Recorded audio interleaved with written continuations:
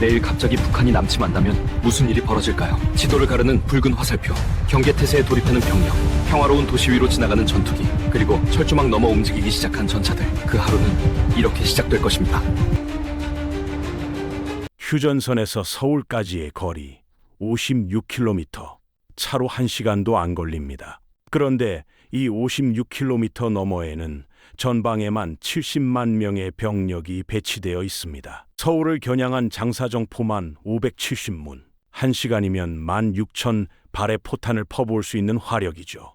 그래서 많은 분들이 궁금해합니다. 만약 진짜로 북한이 쳐들어오면 우리는 어떻게 되는 걸까? 오늘은 핵무기 사용을 배제한 재래식 전쟁을 가정해서 북한이 남침을 감행하면 벌어지는 일들을 시간순으로 따라가 보겠습니다. 물론 이건 가상의 시나리오입니다. 하지만 우리 군과 미군, 그리고 각국의 싱크탱크들이 실제로 분석하고 대비하는 내용들이기도 하죠. 자, 가상의 시나리오를 시작해 보겠습니다. 어느 날 새벽 4시. 아직 대부분의 사람들이 잠들어 있는 시간입니다. 그런데 갑자기 서울 하늘에 공습경보 사이렌이 울려 퍼집니다. 북한이 전면 남침을 개시한 겁니다. 북한의 작전 시나리오는 이렇습니다. 먼저 전방의 장사정포와 후방의 미사일 부대가 동시에 불을 뿜습니다. 목표는 한국군의 지휘부, 공군기지, 방공시설, 그리고 주요 인프라입니다. 미국 랜드 연구소의 시뮬레이션에 따르면 북한이 장사정포 302닭 설문을 동원해 서울을 1시간 동안 집중 포격할 경우 사망자 약 1만 명을 포함해 총 13만 명의 사상자가 발생할 수 있다고 합니다. 물론 이건 아무런 대응도 못한다는 최악의 가정이지만요. 동시에 북한의 특수부대가 움직입니다. 북한은 약 20만 명의 특수전 병력을 보유하고 있는데요. 이 중 정예 6만 명은 남한 후방 깊숙이 침투해 교란 작전을 펼치도록 훈련받았습니다. 침투 수단은 다양합니다. 레이더에 잘 잡히지 않는 구형 AN-2 복엽기, 소형 잠수정, 심지어 40에서 50km 길이로 추정되는 남침 터널까지. 전문가들은 북한이 시간당 최대 2만 명의 병력을 터널을 통해 남한에 투입할 수 있다고 분석합니다. 그들의 목표는 뭘까요? 정부기관, 발전소, 통신시설, 그리고 주한미군 기지입니다. 특히 2013년 북한이 공개한 3.1 전쟁 시나리오에 따르면 국내 거주 미국인 약 15만 명을 인질로 삼아 미군의 개입을 지연시키겠다는 계획도 있었습니다. 생각해 보세요. 출근길에 갑자기 위장복을 입은 무장 괴한들이 나타나서 주요 시설을 점거하기 시작한다면 상상만 해도 아찔하죠. 하지만 우리도 가만히 당하고만 있지는 않습니다. 북한의 공격 징후가 포착되는 순간 데프콘 단계가 상승합니다. 데프콘은 방어 준비 태세를 뜻하는데요.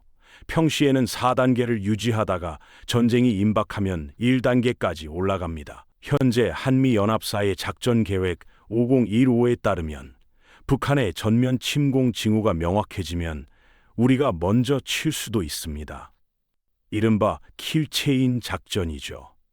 북한의 핵시설과 미사일 기지, 지휘부를 선제 타격해서 적의 전쟁 수행 능력을 초기에 무력화시키는 겁니다. 그리고 한국 공군이 움직입니다. 여기서 중요한 사실 하나. 2024년 기준 글로벌 파이어 파워 군사력 순위에서 한국은 세계 5위, 북한은 36위입니다.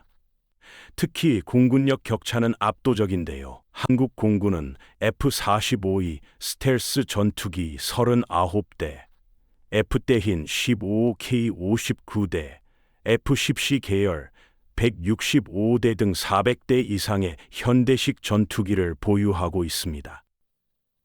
반면 북한 공군의 주력은 1960에서 70년대 구형 미그기들이죠. 군사 전문가들은 한국 공군이 개전 72시간, 그러니까 3일 안에 북한 전역의 제공권을 장악할 수 있다고 분석합니다. 제공권이 뭐냐고요? 하늘의 지배권입니다.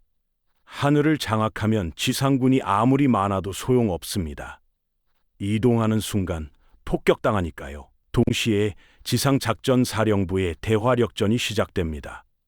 목표는 단 하나, 서울을 겨냥한 북한의 장사정포를 24시간 이내에 80% 이상 제압하는 것입니다. K마선 9 자주포, 천무 다연장 로켓, 그리고 전술지대 지유도 무기가 총동원됩니다. 대전 이틀째부터 본격적인 지상전이 시작됩니다. 북한군의 작전 개념은 속전속결입니다. 미군 증원군이 도착하기 전에 최대한 빨리 남하해서 기정사실을 만들겠다는 거죠. 북한은 기계화 부대를 한 제대로 투입해 고속 돌진 공격을 감행합니다. 주요 진격로는 세 갈래입니다. 서부의 문산 서울 축선, 중부의 철원 의정부 축선, 그리고 동부의 동해안 축선. 문제는 서울의 위치입니다. 휴전선에서 불과 56km. 이건 전 세계적으로도 유례를 찾기 힘든 수준의 수도 취약성입니다. 서울과 경기도에만 2,500만 명이 살고 있거든요. 하지만 여기서 많은 분들이 오해하는 게 있습니다. 북한군 병력이 130만 명이니까 50만 한국군은 밀리지 않겠어 라고 생각하시는데요. 실상은 좀 다릅니다. 북한군 130명 중 상당수는 청년 돌격대라고 해서 무기도 없이 삽과 곡괭이로 건설 노역에 동원되는 인력입니다. 실제 전투 병력은 훨씬 적죠. 그리고 장비의 질적 차이는 상상을 초월합니다. 북한은 아직도 6.25 전쟁 때 쓰던 T-3485 전차를 운용하고 있습니다. 반면 한국군의 K-22 흑표 전차는 세계 최고 수준의 3.5세대 전차입니다. 이걸 비유하자면 1950년대 자동차로 2020년대 스포츠카를 상대하는 격입니다. 실제로 한국군 보병이 들고 다니는 휴대용 대전차 미사일로도 북한 전차 대부분을 관통할 수 있습니다. 개전 3일째부터 본격적인 변화가 시작됩니다. 현재 주한미군은 약 28,500명. 이들의 역할은 북한의 초기 공세를 한국군과 함께 막아내면서 본토 증원군이 도착할 때까지 버티는 겁니다. 미군 증원 계획은요, 전쟁 발발 90일 안에 육해 공군 병력 약 69명, 함정 160여 척, 항공기 2,000여 대가 한반도에 전개됩니다. 여기에 주일 미군 4만 명까지 합치면 초기 대응 전력만 해도 어마어마하죠. 그리고 미 해군 항공모함 전단이 동해와 서해에 전개됩니다. 니미츠급 항공모함 한 척에는 전투기만 70대 이상. 이게 두세 척 오면 북한 공군 전체보다 많은 항공 전력이 한반도 주변에 집결하는 겁니다. 여기서 중요한 변수, 바로 중국입니다. 중국은 북한과 조중 상호 방위 조약을 맺고 있습니다. 하지만 전문가들의 분석은 이렇습니다. 미중 전면전이 되면 중국도 이길 수 없다. 게다가 2020년대의 중국은 세계 2위 경제 대국입니다. 한반도 전쟁에 직접 개입했다가는 서방의 경제 제재로 중국 경제 자체가 흔들릴 수 있죠. 그래서 대부분의 전문가들은 중국이 6.25 때처럼 대규모 지상군을 보내기보다는 외교적 중재나 제한적 지원에 그칠 가능성이 높다고 봅니다. 개전 일주일이 지나면 전황이 급변하기 시작합니다. 한미연합군의 반격 작전이 본격화됩니다.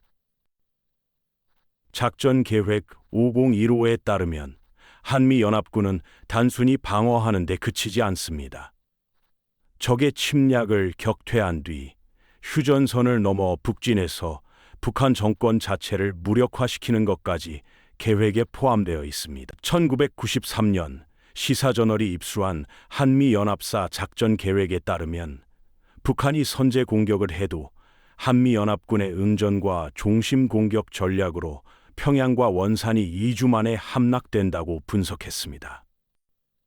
실제로 한미연합군은 매년 을지 프리덤 실드 같은 대규모 연합훈련을 통해 이런 시나리오를 연습하고 있습니다. 단순한 방어 훈련이 아니라 적 수도 점령까지 가정한 훈련이죠. 반격 작전의 핵심은 중심 타격입니다.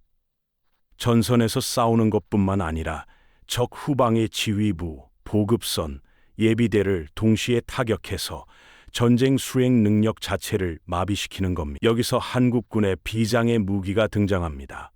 바로 현무 시리즈 미사일입니다. 현무 -4는 사거리 800km에 탄두 중량 2톤. 북한 전역의 어떤 목표도 타격할 수 있고 지하 벙커까지 관통합니다. 그리고 이때쯤이면 북한군의 가장 큰 약점이 드러나기 시작합니다. 바로 보급입니다. 현대전에서 군대를 움직이려면 엄청난 양의 연료, 탄약, 식량이 필요합니다. 그런데 북한은 만성적인 연료 부족 국가입니다. 평시에도 군용 차량 훈련을 제대로 못할 정도예요. 전쟁이 1에서 2주만 지속되면 북한군의 기계화 부대는 연료 고갈로 움직이지 못하게 됩니다. 탄약도 마찬가지죠. 한미연합군의 공중 우세 상황에서 보급선이 차단되면 아무리 많은 병력도 무용지물이 됩니다. 자, 이제 전선에서 벗어나 우리 일상으로 돌아와 봅시다. 전쟁이 나면 예비역은 전원 소집됩니다. 해외에 계신 분들도 안심할 수 없어요. 국토부에서 직접 배와 비행기를 보내서 귀국시킵니다. 전쟁 중 병역 기피는 최대 7년 징역이죠. 도로는요? 전시에는 군부대가 우선입니다. 민간 차량 이동은 대부분 통제되죠. 버스, 기차, 비행기, 배, 전부 군수물자와 병력 수송에 투입됩니다. 삼면이 바다인 우리나라에서 민간인이 탈출할 경로는 사실상 없습니다. 그리고 차량 동원령이 떨어집니다. SUV나 승합차는 전시 징집 대상이에요. 내 차를 못 보내겠다? 7년 이하 징역 또는 2천만 원 이하 벌금입니다. 식량은요? 초기에는 사재기 대란이 벌어지겠죠. 정부에서 배급제를 실시하는데 전쟁이 장기화되지만 않으면 굶어 죽지는 않을 겁니다. 은행 예금은요? 한국 은행들은 이미 전국 각지에 데이터베이스를 분산 관리하고 있어서 괜찮습니다. 다만 대규모 인출이 제한될 수 있으니 현금은 좀 확보해 두세요. 교도소 수감자들은요? 경범죄자는 조절 석방으로 단계적으로 나옵니다. 물론 전쟁 끝나면 다시 들어와야 해요. 흉악범들은 후방 교도소로 이감됩니다. 그래서 결론이 뭐냐고요? 솔직히 말씀드리겠습니다. 북한이 핵무기를 사용하지 않는 한 재래식 전쟁에서 북한이 이길 가능성은 사실상 제로입니다. 한국의 국방 예산은 북한의 10배가 넘습니다. 경제력 격차는 100배 이상이고요. 여기에 세계 최강 미군까지 합류하면 비교 자체가 무의미해집니다. 군사 전문가들의 공통된 견해는 이렇습니다. 이제는 승패 자체를 논하는 게 무의미하다. 문제는 우리 피해를 얼마나 줄이면서 얼마나 빨리 끝내느냐다. 북한 수뇌부도 이걸 모를까요? 당연히 알고 있습니다. 그래서 그들이 매달리는 게 바로 핵무기와 생화학무기 같은 비대칭 전력입니다. 재래식으로는 절대 못 이기니까 최소한의 전쟁 억지력이라도 가지려는 거죠. 결국 북한이 전면전을 일으킬 가능성은 현실적으로 매우 낮습니다. 김정은이 아무리 막 나가도 자살 행위는 안 하거든요. 전쟁을 일으키는 순간 정권이 끝난다는 걸 본인이 가장 잘 알고 있습니다. 하지만 그렇다고 안심해도 된다는 뜻은 아닙니다. 전쟁이 터지면 이기든 지든 엄청난 피해는 피할 수 없습니다. 특히 서울과 수도권에 집중된 2,500만 인구는 그 자체가 거대한 취약점이죠. 1994년 북한의 서울바다 발언 이후 30년이 지났지만 휴전선과 서울 사이의 거리는 그대로입니다. 서울에서 지하철 세 정거장만 가면 닿을 거리에 적군이 배치되어 있는 나라.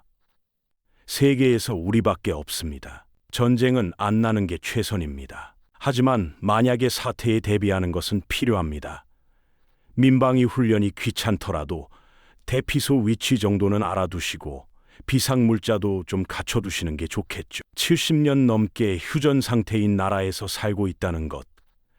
가끔은 진지하게 생각해 볼 필요가 있지 않을까? 오늘 영상은 여기까지입니다.